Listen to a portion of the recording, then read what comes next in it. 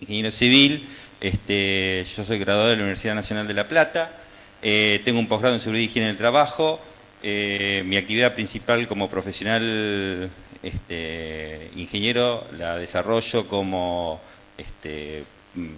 proyectista de los desagües cloacales y pluviales de la ciudad de Mar del Plata.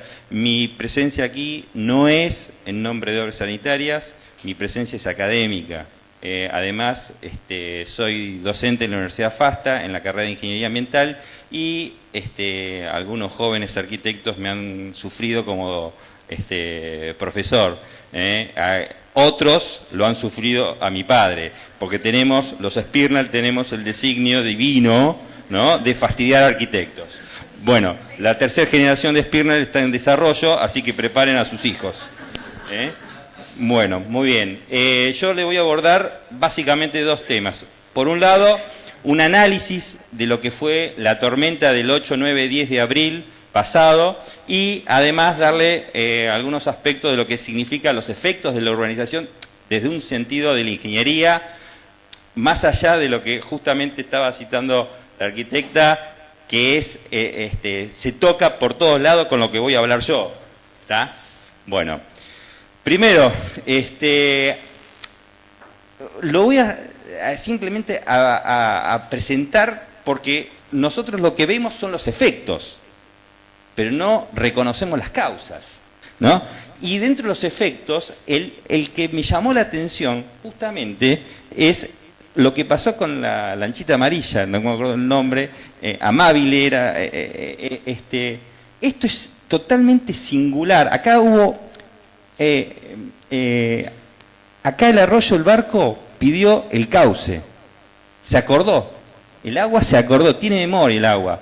Esa frase que a veces nos dicen, lo decimos los ingenieros, acá está reflejada. Y me pareció interesante como para empezar, y ahora sí abordar lo que corresponde, ¿no?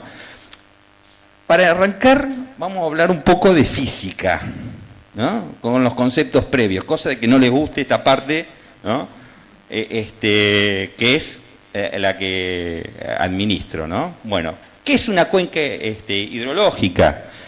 La cuenca hidrológica nace de analizar una superficie sobre la cual va a generarse las precipitaciones y a partir de ahí, del comportamiento del terreno, va a empezar a canalizarse, a encauzarse hasta manifestarse en los cursos mayores. Ese comportamiento que vemos en superficie no necesariamente se da en el subsuelo. Lo que está acá representado es el terreno, la superficie del terreno, con el punto de cresta que divide aguas, que no necesariamente esto tenga un comportamiento de correlato directo con lo que puede pasar en el subsuelo. Esto lo presento a los efectos de distinguir que nosotros tenemos, por un lado, cuencas superficiales y cuenca, este mismo concepto que pasa con la hidrogeología, pasa con el desarrollo de los desagües pluviales. Nosotros generamos las cuencas de los conductos de los desagües pluviales, que no necesariamente tienen que responder específicamente al comportamiento de las superficies. Bueno, justamente acá tienen representada la superficie, el entorno, la frontera de donde cae el agua y me define que salga por este punto, que es lo que se va a manifestar como caudal. Toda gotita de agua que salga de esta frontera está perteneciendo a otra cuenca. Después hay definición de cuenca, arreica, endorreica y no me acuerdo qué otras cosas más, ¿no?, que hacen a las clasificaciones que tenemos que hacer para poder entender los problemas. Bien, bueno, ¿qué es caudal? Caudal es un flujo, la cantidad de líquido que pasa por una sección en una determinada cantidad de tiempo. Yo caudal lo puedo ver de dos maneras, como la velocidad por la superficie o como el volumen sobre tiempo. A la hora de hacer transporte de flujo, lo voy a leer así. A la hora de hacer tratamientos, lo voy a leer así. Yo, para poder lograr que el agua se separe a un precipitante o un flotante del agua, le tengo que dar tiempo. Entonces, para lograr eso, tengo que incrementar si yo tengo un caudal que es constante, incremento el tiempo, necesito incrementar el volumen. Por eso, cada vez que yo quiera darle tratamiento al agua, este es un concepto importante para lo que vamos a ver después. Cada vez que le quiera dar tratamiento, voy a tener que incrementar el volumen donde poder darle el tratamiento. Un poco de unidades, cosa que no le gusta a los arquitectos. Bueno, velocidad y flujo. El velocidad y flujo está regido por una ley que es esta, en donde tengo un primer término que está relacionado con las condiciones de rugosidad. Cuanto más rugoso sea algo, me va a hacer que la velocidad sea más lenta. Algo que parece muy simple, bueno, acá está expresado como tal. El segundo parte de la ecuación es el radio hidráulico. A medida que aumenta la velocidad. El radio hidráulico es un parámetro que vincula condiciones geométricas de las secciones de transporte. Y el tercer parámetro es la pendiente de el cauce, la conducción. A medida que tengo mayor pendiente, la velocidad se incrementa. Hasta ahí todos nos damos cuenta de que eso ocurre. Pero acá está la ley con la cual eso ocurre. Por otro lado, tengo conceptos de energía. No energía como lo estaba planteando la arquitecta, sino energía para que se manifieste el transporte. Arrancamos por distinguir un plano de energía, que puede ser horizontal, y dos secciones para poder lograr el transporte. Primero vamos a colocar el fondo de la conducción, el fondo del canal, el fondo del arroyo, el fondo del río, el fondo del caño o el fondo de lo que se les ocurra. Tengo la energía potencial en un extremo y la energía potencial en el otro. Esto han sufrido en Física 2, allá en la secundaria. Después le agrego el agua. Tengo acá la energía piezométrica, el nivel, eso me manifiesta el nivel, la cota, la altura que está tomando el agua sobre el fondo. A eso le sumo la energía cinética, que es la velocidad que tiene ese flujo al pasar por ahí. Esto me va a ser el factor fundamental para distinguir tanto los depósitos, la sedimentación o la erosión que me vaya a generar ese flujo.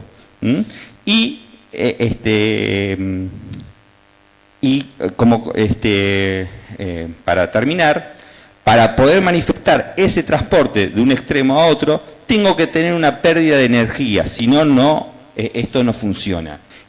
Esta es la ley de Bernoulli, que en definitiva es la que me explica este fenómeno. Esto a lo mejor no valía la pena ponerlo, pero tenía que hacer la distinción. ¿Cómo se genera ese caudal? Bueno, esto se inicia con un esquema simple. Por un lado tengo lo que es la precipitación. En el momento que se genera la precipitación ocurren una serie de fenómenos.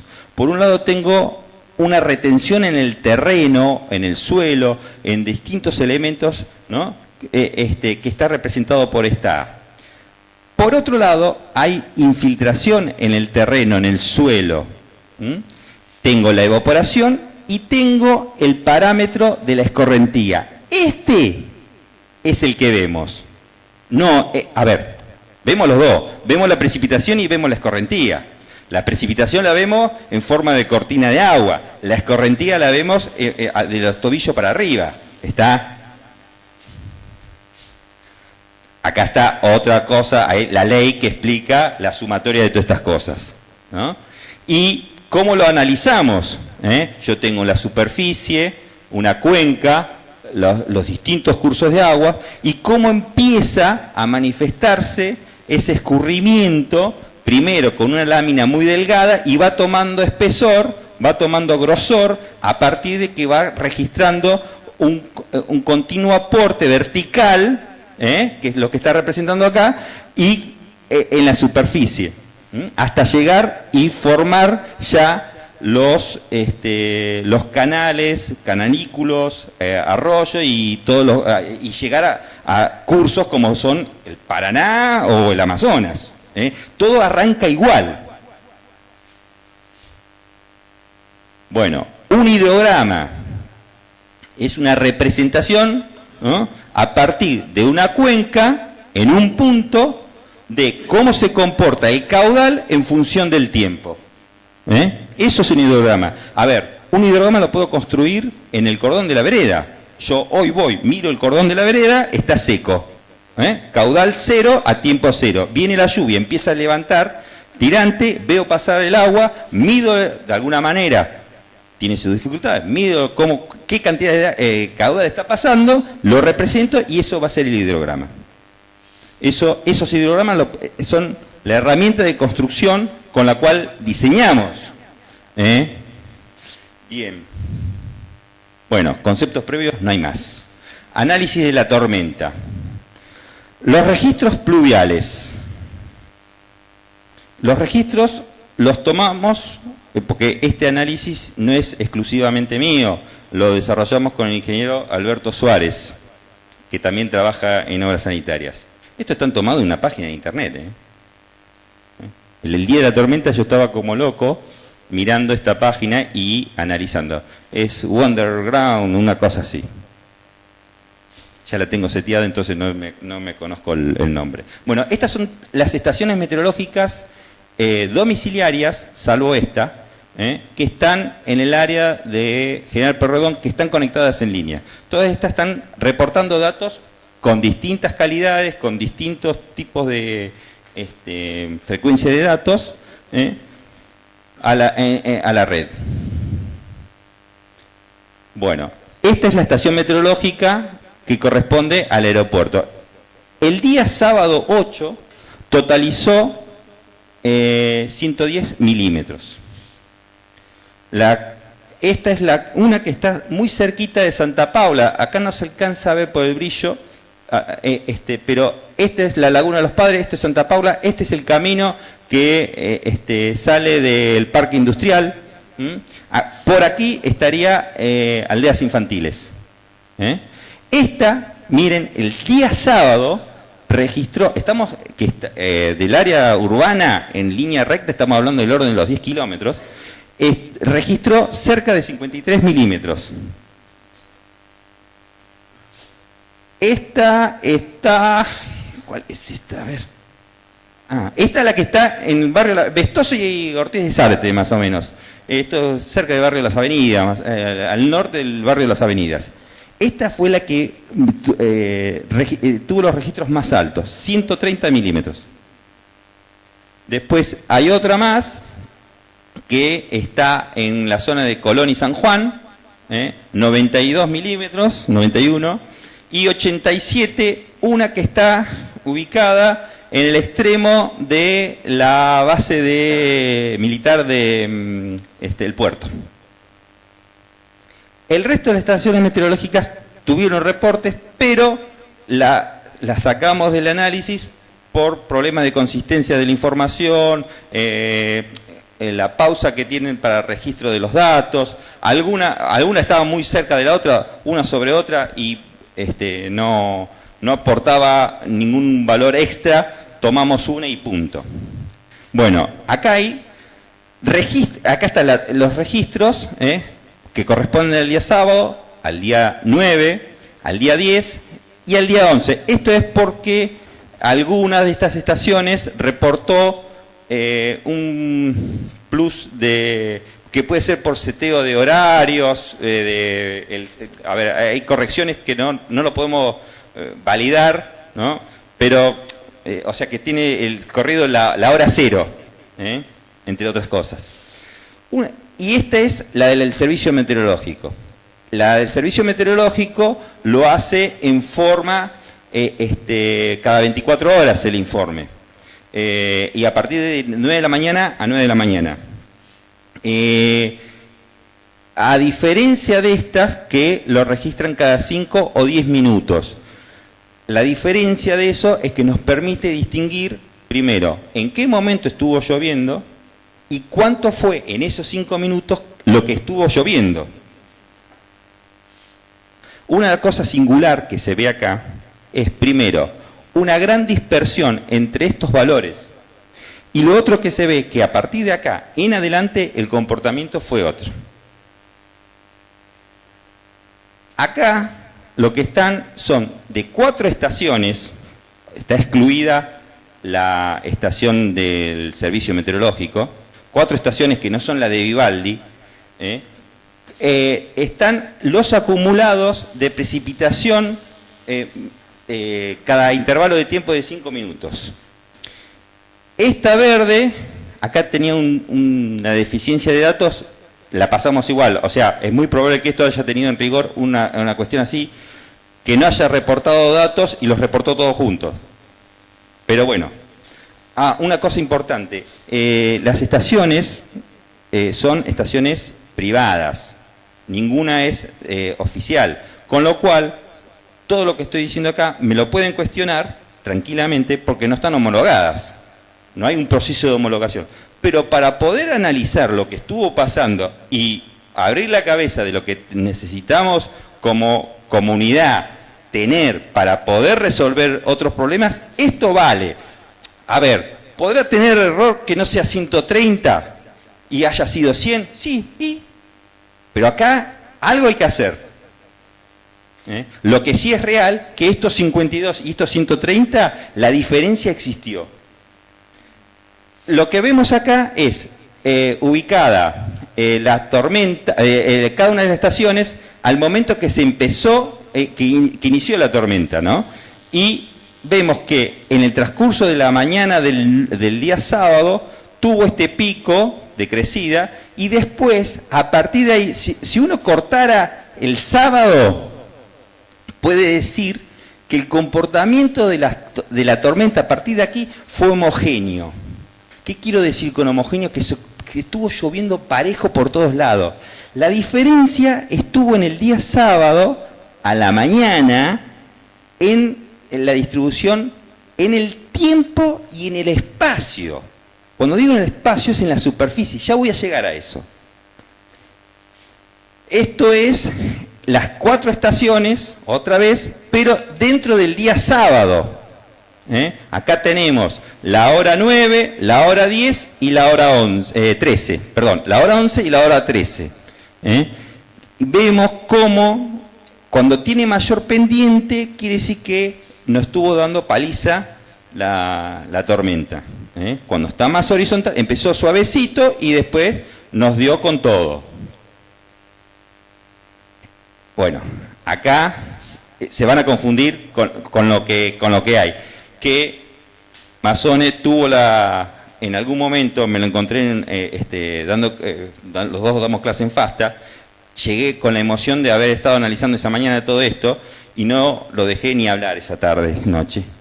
Lo que se ve acá es el reflejo de cómo, o sea, estos son la incidencia de cada uno de los registros de las estaciones meteorológicas. Y lo que yo veo acá, que cuando lo pongo la distribución en el territorio, vemos que la tormenta tuvo un comportamiento de ingreso de noroeste a sudeste y volvió. Porque los picos acá se comportan, tienen una distancia y acá tienen otra. Fueron 2 picos de tormenta que tuvo ese sábado, justamente producto de este movimiento. Lo que hablábamos temprano con Horacio y Mazzone también, justamente que nos estaría faltando el radar meteorológico que nos pueda terminar de hacer entender este tipo de cosas. Bueno, vamos a comparar eventos. Dentro de los eventos que tenemos registrados, yo tengo acá mayo del 2002, 98, tenía distintos tipos de tormentas. Pero hay 2 tormentas singulares en esto. La que está acá en rojo intenso es justamente la del fin de semana del 8 al 11, del 10 de abril. Esta, para mí, es una tormenta singular porque si bien no fue en precipitación muy aguda, la intensidad sí lo fue, que es la del 30 de enero del año 2000. Esa tormenta fue la que provocó que la Dirección de Hidráulica Municipal dejara de actuar en la intervención de los desagües pluviales y se transfiriera la cuestión a obras sanitarias. Cuando llega a obras sanitarias la problemática, yo era el ingeniero más joven, en ese momento apenas peinaba 2 canas, era el más joven, y dijeron, che, ¿quién quiere hacerse cargo de esto? Y yo di 2 pasos para adelante y los otros dieron 4 para atrás, ¿no? A partir de ahí empecé a desarrollar esto. Y es más, yo hay una frase que recuerdo que se le dije a mi señora, que vivíamos en Bolívar y Buenos Aires, que le dije, acordate que esta tormenta le cambia la historia a la ciudad. Y se la dije en el momento que estaba lloviendo. Y yo no estaba dedicado a eso y no sabía que me iba a tocar a mí ser parte de esta historia de la ciudad, ¿no? Esta de acá. Lo que tiene de singular esta es la paliza, que es la pendiente que se registra acá. Esto quiere decir que estuvo lloviendo a garrotazos, ¿eh? En la tormenta del sábado pasado tuvimos registros de hasta 9 milímetros en 5 minutos. Lo que pasa es que se registraron muchos intervalos de 9, 8, 7, 7, 9, 8, 9, ¿no? Muy continuos. En esta se registraron intervalos de 10 y de 11,2 milímetros en 5 minutos. Esto fue una gran tormenta, pero no tuvo mayor desarrollo en la continuidad. Pero sin embargo, la tormenta del 14 de mayo del 2002 se ve que tiene un crecimiento mucho más suave, pero alcanza registros mayores en menor cantidad de tiempo. Como precipitación completa es más aguda. Una cosa singular que tuvo esta es que previamente había tenido un evento una semana antes, que si bien no había sido tan importante, preparó el terreno para que el daño sea mucho. Bueno, si comparamos eventos, ahora analizamos la precipitación en 24 horas, esto nosotros tomamos la estación que más registró. Tenemos 130 milímetros, cuando en otras tormentas tenemos alguna de 153, o sea, no fue la más salvaje de las tormentas. ¿Está? Eso es lo que podemos ver, pero que estuvo en el top 5, ahí sí. Registro de 1 hora, 62, 61, esta con la del 30 de enero del 2000. Registro cada 5 minutos. Miren, acá, esto es lo que yo decía, acá la dimensión está dada en milímetros por hora, pero es la equivalencia. ¿Está bien? Si uno hace el registro de los 11,2 milímetros en 5 minutos, hace la conversión de horaria, le da esos valores, para ponerlos todos en el mismo grado de equivalencia y poder mirar todos los números en conjunto. Registro en un intervalo de 15 minutos y en un intervalo de 30. Recurrencia. Si tomamos la tormenta, los datos de esta tormenta, y usamos los valores de recurrencia que nos consigna la autoridad con competencia, que es la Dirección Provincial de Hidráulica, para recurrencia de 2 años, en 24 horas, el equivalente son 85 milímetros, pum, pam. Acá tenemos, en definitiva, que la recurrencia de la tormenta de ese fin de semana se corresponde con una recurrencia de 10 años. ¿Y qué significa esto? El evento ocurrido el 8 de abril, para los acumulados de 24 horas, corresponde a un periodo de recurrencia de 10 años. Es decir, que el intervalo de 10 años es el lapso promedio entre la ocurrencia de un nuevo evento igual o mayor a la magnitud de 130 milímetros. O sea, ¿qué es esto? Esperamos que, estadísticamente, ¿no?, cada 10 años ocurra una tormenta como la que pasó. Pero cuando miramos la intensidad, tenemos 61 milímetros en una hora, que equivale a una recurrencia de 50 años. O sea, es un evento que esperaríamos cada 50 años, pero tuvimos uno semejante en el 2000. No pasaron 50 años. Isoyetas. Esto es lo que una de las perlitas hermosas que hay acá adentro. Este es un plano de la ciudad, parte del partido, en donde en distintos colores están representadas las cuencas pluviales y cuencas superficiales en conjunto, que es como las entendemos nosotros. Están conjugadas, ¿no? En lo que es el área rural están analizadas como cuencas superficiales, en el área urbana son las cuencas de desagües pluviales. Las estaciones estaban una por aquí, otra por acá, otra acá y otra por acá, más la del aeropuerto. Estas líneas gruesas que están trazadas acá, que están, a ver, con 4 estaciones, hacer esto es casi una osadía, ¿no? Pero moderadamente, no sé si tuvo específicamente esta forma, pero no pudo haber estado muy lejos de esta forma. Lo que hay acá es curvas de igual precipitación en 24 horas.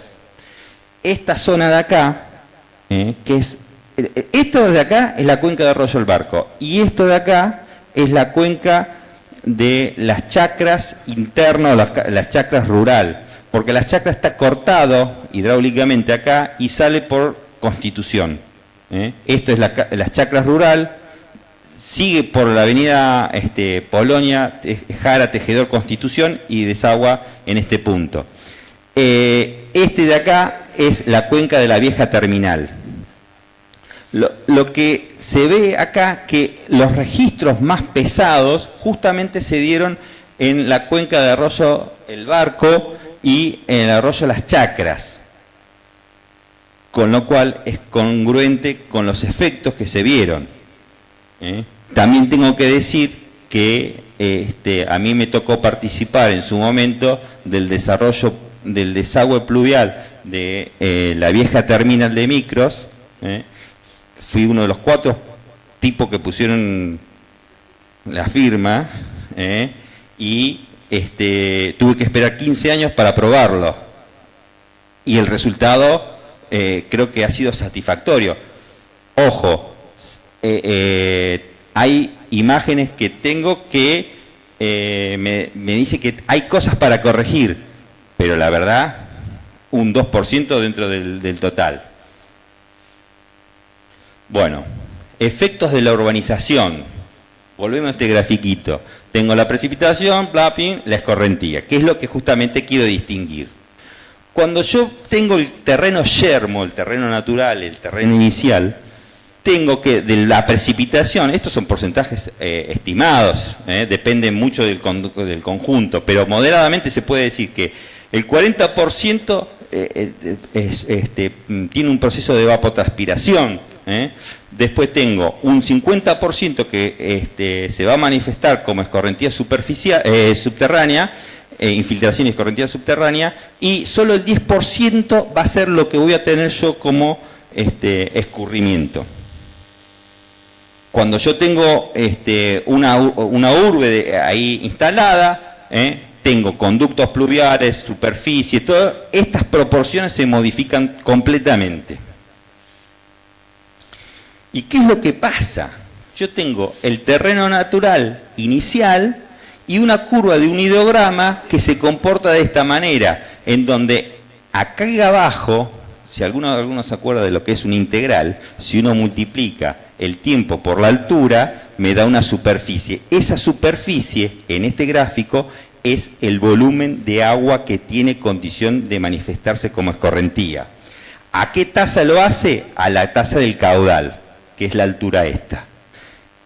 Cuando tengo el terreno inicial, tengo este tipo de curva. Cuando instalo una urbe, una ciudad, cualquier tipo de modificación que yo estoy haciendo, se me producen 2 cosas que son letal para la manifestación. Por un lado, el área debajo de esta curva se incrementa. ¿Qué quiere decir? Que es lo que todos vemos, que dicen impermeabilizaron el suelo, por lo tanto, el volumen de agua disponible a correr es mayor. Eso es fácil de ver para cualquiera de ustedes y es lo que todo el público enseguida ve. Pero hay un efecto más que es tan letal como el propio efecto de la impermeabilización, que es con la impermeabilización sobreviene mejoras en las condiciones de escurrimiento.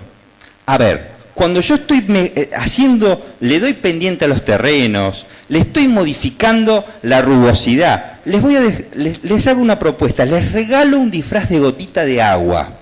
Pónganse arriba de la nube y caigan. Estámpense contra el suelo, pero a partir de ahora empiezan a correr. Cuando corren y caen acá, ¿qué tienen que hacer? Primero, uno cayó ahí arriba del árbol, otro de esta cosa, ¿no? Esa plantita.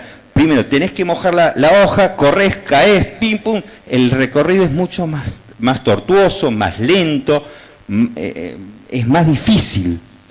Cuando caes acá, caes en el techo, vas como cuesta hasta la canaleta, de ahí a la cinguería, pim, pum, a la calle y al cordón de la vereda. ¿Está? Esa diferencia es el tiempo. ¿Y qué es lo que pasa? El pico que yo tenía se me viene más rápido y más alto. Esto es lo que me pasa con los desagües pluviales. Porque no lo tenía armado. Cuando yo hago... Era el otro. Cuando yo hago... Era el otro. Cuando yo hago un diseño de un desagüe pluvial, lo hago para esta curva.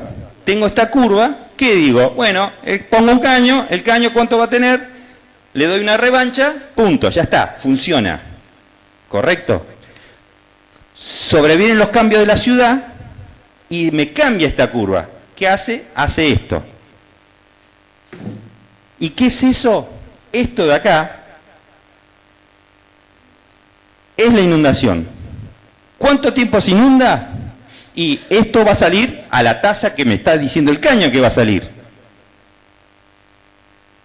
Este volumen se traslada gráficamente en una simplificación rápida, lo estoy diciendo, se traslada acá. Esto pasa a ser el tiempo de inundación.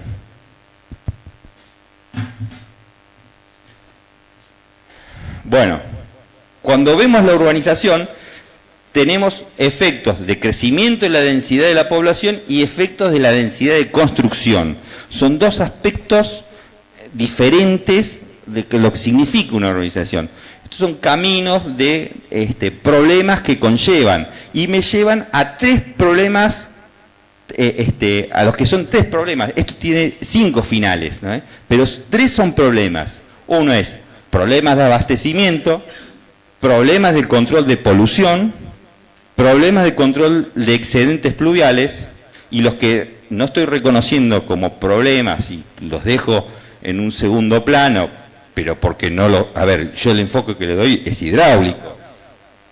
Es la modificación en el clima, producto de la densidad de construcción, que es lo que de alguna manera estaba presentando la arquitecta, y la reducción en los tiempos de concentración, que es el tiempo que demanda al agua llegar desde el momento que nace en los extremos de cuenca al punto de medición.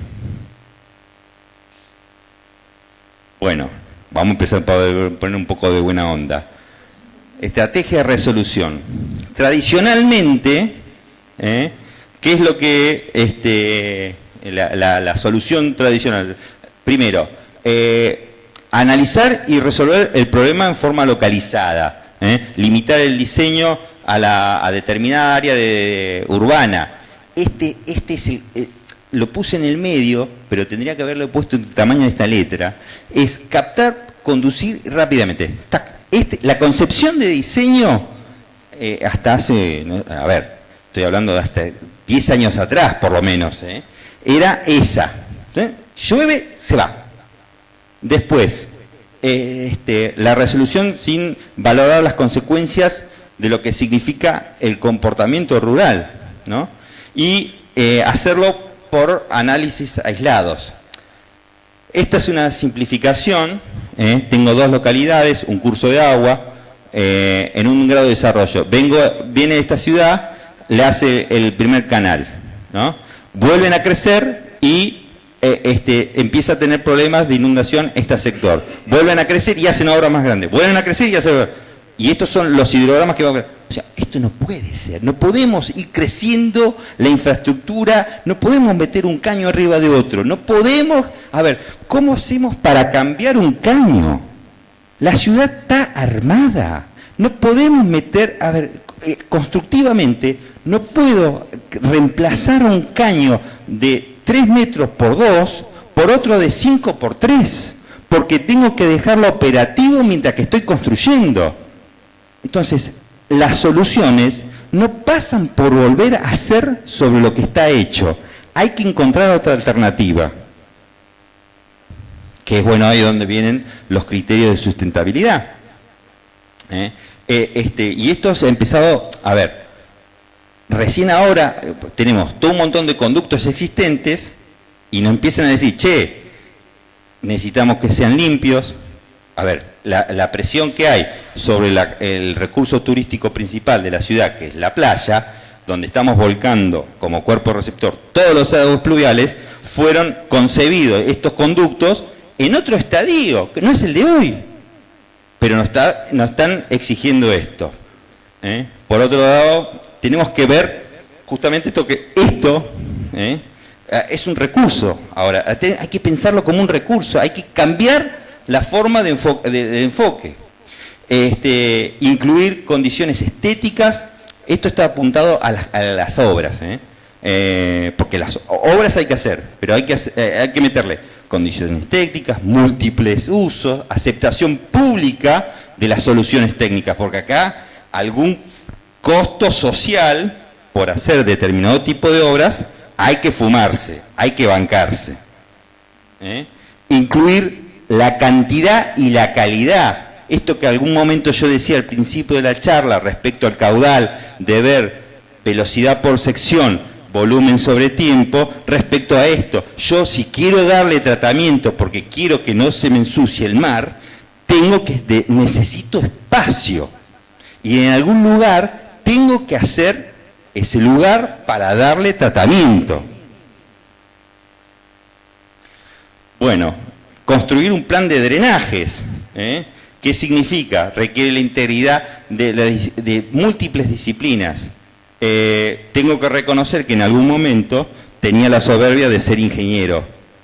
O sea, estaba Dios, los ingenieros y el resto de los mortales, ¿no? El transcurso de los años me ha enseñado que tengo que escuchar y aprender de muchos que me ayudan para resolver este tipo de cosas.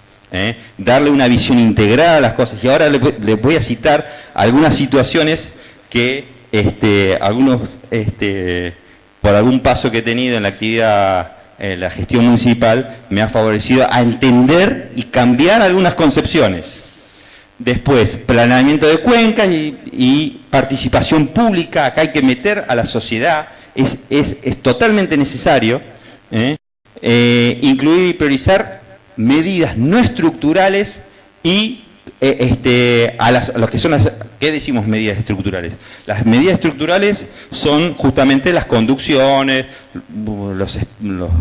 la obra civil, pero a eso hay que meterle otras fichas por otro lado, y además tener una coordinación de gestiones.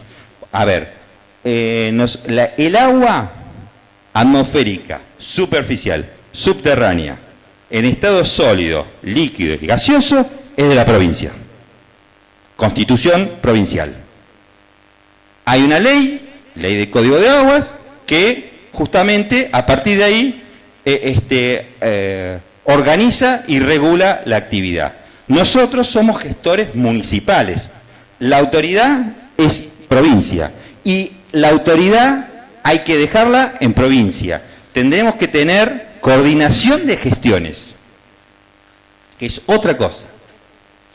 Bueno, medidas no estructurales.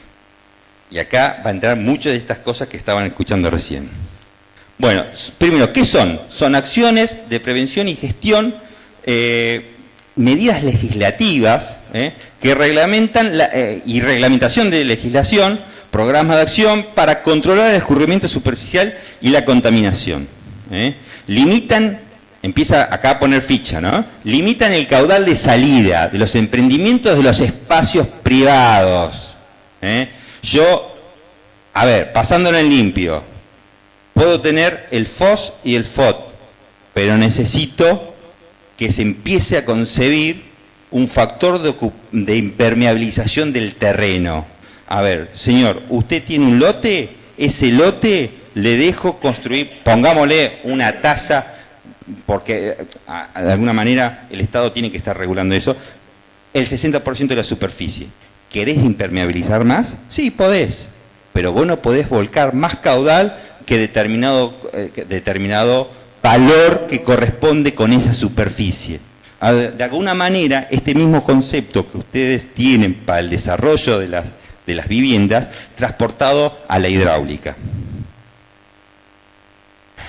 Después, limitar la carga contaminante. Esto ya es casi una utopía, pero por lo menos hay que empezar a ponerlo.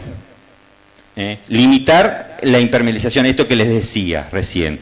Medidas que retardan el escurrimiento, forestación de áreas públicas y privadas y fijar restricciones a los dominios. O sea, vos no podés construir en tu lote por más que sea tuyo. ¿Está? Acá no me lo tocas. Eso es lo que estoy diciendo ahí. Y lo otro importante, que es lo que recién les decía, a ver, todos sabemos, sí, hay que forestar, pi, pi, pom, pam, ¿no? Ponemos plantitas, ponemos árboles, todo, bárbaro, joya. Pero tiene que ir acompañado de una política urbana de cómo se van a administrar los recursos de la poda de todo eso.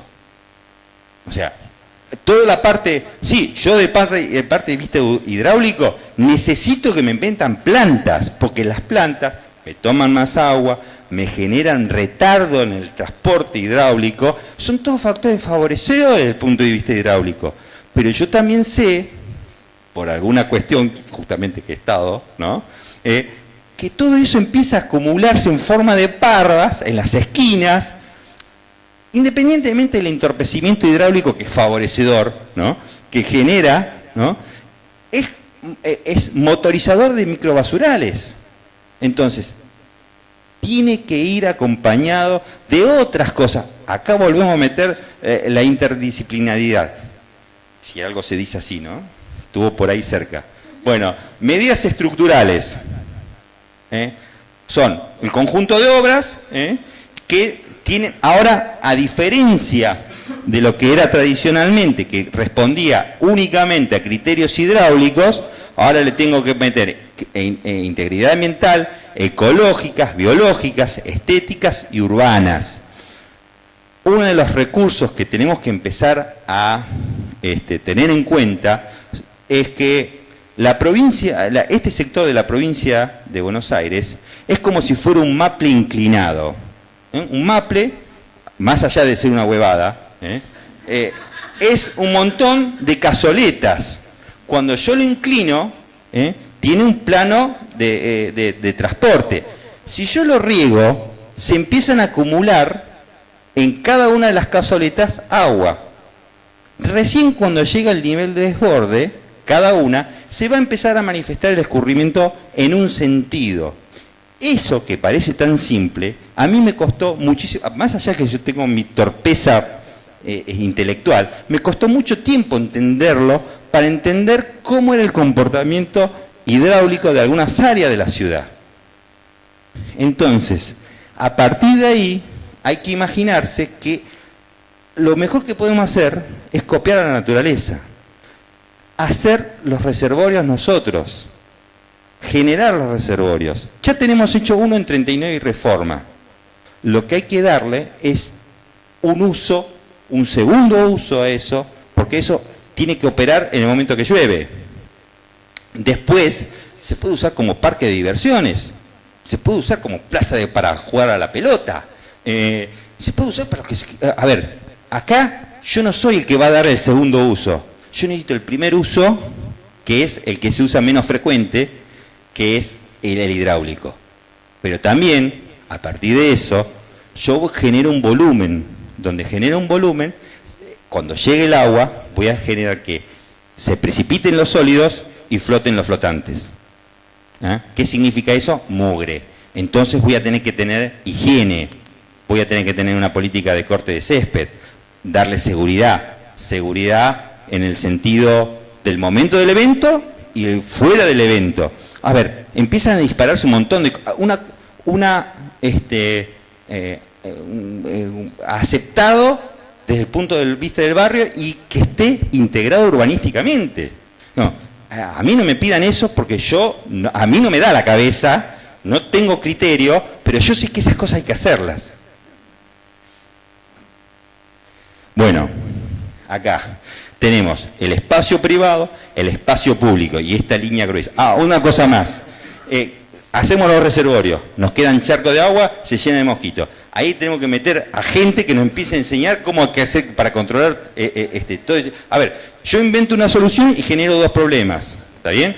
Pero esos dos problemas tienen que ser más chicos que el problema inicial que tenía. Y eso es lo que tenemos que desarrollar. Yo sé que esas cosas hay que dispararlas. No me pidan... No, pero si estamos cerca para hacerlo. No me pidan a mí, como ingeniero civil, que se las resuelva. Yo sé que ayúdenme para que estas cosas se hagan. Bueno, por un lado, tenemos que hacer control en las fuentes, control de los privados. Los privados la mandan al espacio público, pero dentro del espacio público también tenemos que hacer control. Tenemos que hacer un tránsito lento, nada de yogur, no llevarla a toda velocidad el agua, tenemos que ir frenándola. Tenemos que hacer control de aguas en aguas abajo. Esto es un esquema, ¿no? Y bueno, y ahí ¿qué es cada cosa? Control en fuente. Tenemos... A ver, yo cité acá algunas cosas, no quiere decir que todas haya que hacerlas, no quiere decir que todo en conjunto, pero de alguna manera algo hay que hacer. Techos verdes, infiltración de gramíneas de pasto, infiltración en drenes, lo que recién citaba la arquitecta, pequeños humedales, hay que animarse a tener, a ver, lo digo, a animarse en todo sentido, ¿no? A tenerlos. Por ejemplo, voy a contar una infidencia.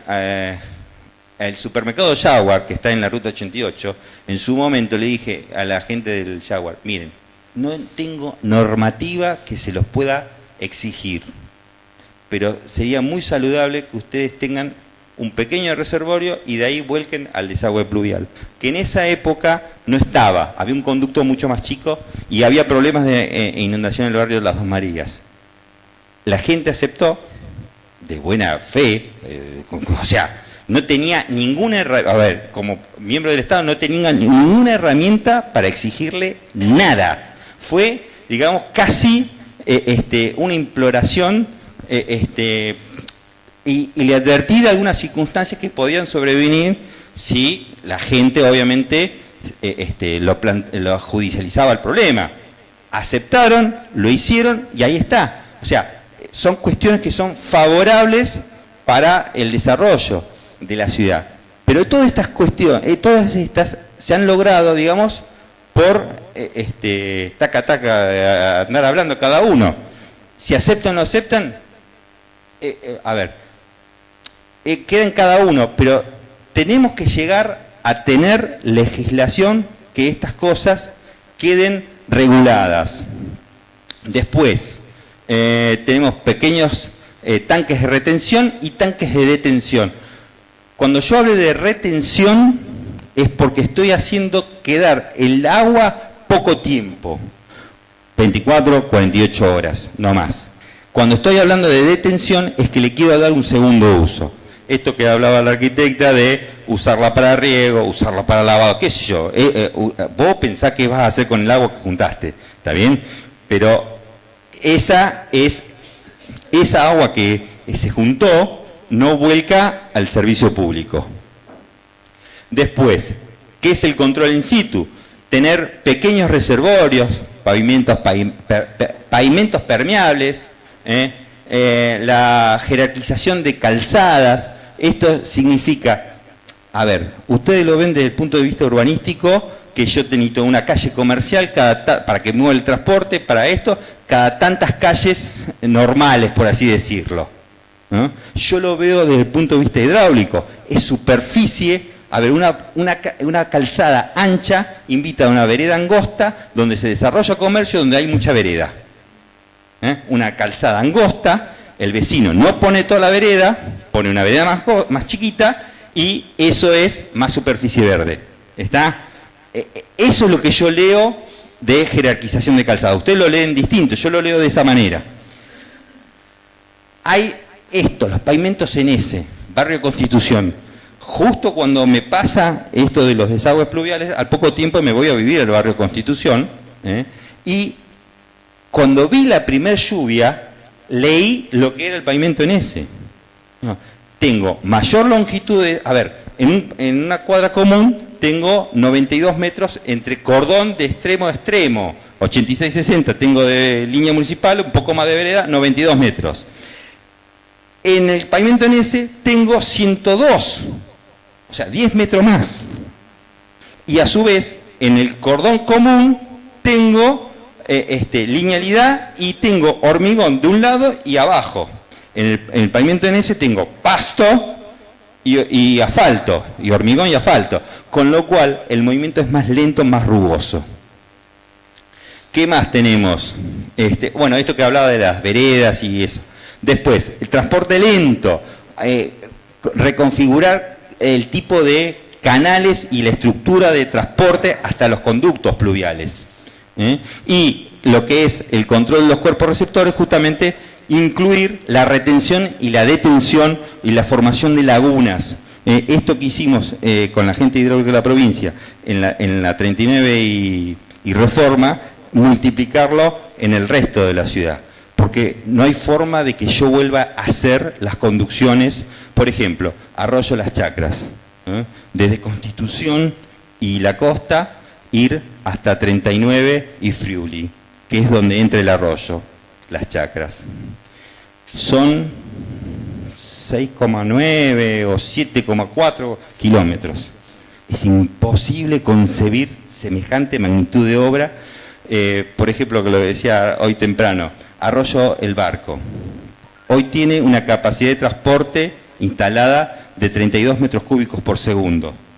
Lo que está licitado y en desarrollo son 98 metros cúbicos por segundo. Hagamos un número redondo, 100. Y además se necesitan después hacer otros 33. En números redondos podemos decir que un quinto, 20% es lo que está.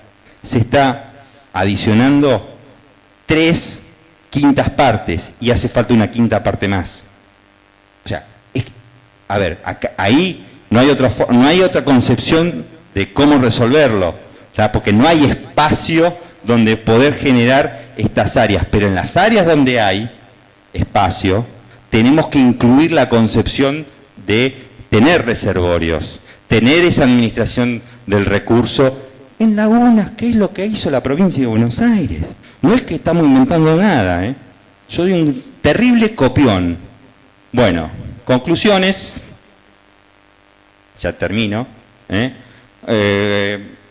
reflexionar en conjunto, en sociedad, de cómo usar las obras, aplicarlas, repartir esto, repartir el esfuerzo del control.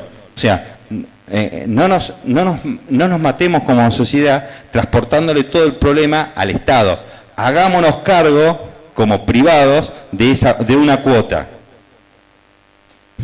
Después, tenemos que generar legislación, fomentar el desarrollo de los planes maestros de desagües, que todas estas cosas están, a veces no nos tomamos el tiempo de escribirlas completas, pero están.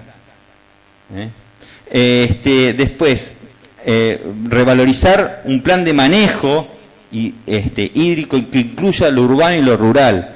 A ver, si ustedes miraron las fotos satelitales de lo que fue el cambio, hoy Google nos da una herramienta formidable. Vos ves cómo cambió el cinturón frutícola de la ciudad, productor principal de riquezas y de alimentos, no solo de la ciudad, sino para la provincia. Pero también creció la cantidad de invernáculos. Esos son tapizadores de campo. Entonces, todo eso es hay infinidad de canales clandestinos, legales, ilegales, satelitales, marcianos, de todo tipo. Necesitamos tener un poder de regulación en todo ese tipo de cosas y que exista el compromiso de cada uno de los privados en que eso esté, de tener el compromiso de cada uno de los privados en la gestión de su parte. Y además tener una red de mediciones pluviométricas para medir lo que cae y linimétricas para medir lo que sale por los conductos, porque todo esto se calcula con computadora, pim, pum, pam, todo lo que quieras, pero las computadoras son una licuadora. Yo puedo hacer licuado de banana en una licuadora con cáscara o sin cáscara. Si meto banana con cáscara y leche, va a salir licuado de banana, pero horrible, ¿tá? Entonces, si yo no tengo datos fieles de qué es lo que está pasando en mi territorio, no me pidan que simplemente por un masomenómetro esté calibrando un resultado de una computadora. Bueno, y listo, se finí.